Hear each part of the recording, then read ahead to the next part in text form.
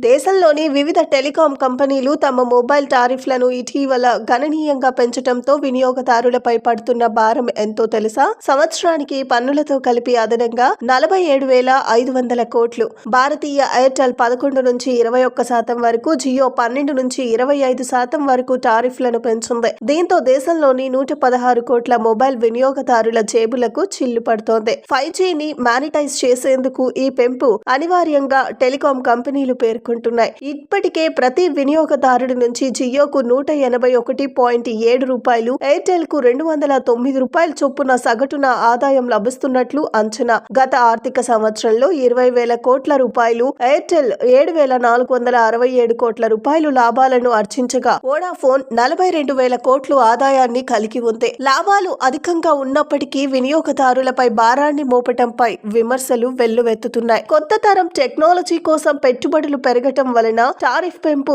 తప్పదంటూ సమర్థించుకునే ప్రయత్నం చేస్తున్నాయి. ఇతర దేశాలతో పోలిస్తే తక్కువ ధరకే మొబైల్ సేవలు భారత్ లో అందుబాటులో ఉన్నాయని పేర్కొంటున్నాయి. ఆయా దేశాల్లో తలసరి ఆదాయం ఎక్కువగా ఉండటం వినియోగదారులు తక్కువ అనే విషయాన్ని దాచిపెడుతున్నాయి. భారత్ లో టారిఫ్ ఎక్కువగా ఉన్నా ఆదాయం ఎక్కువగా వస్తోంది అని తెలిసి ఆర్థిక భారం మోపటం విమర్శలకు తావిస్తోంది. సగటున ఒక వినియోగదారుడి నుంచి 11 నుంచి 17% వరకు టెలికాం కంపెనీలకు అదనంగా ఆదాయం వస్తోందని గోల్డ్మాన్ సాచ్ అంచనా వేస్తోంది.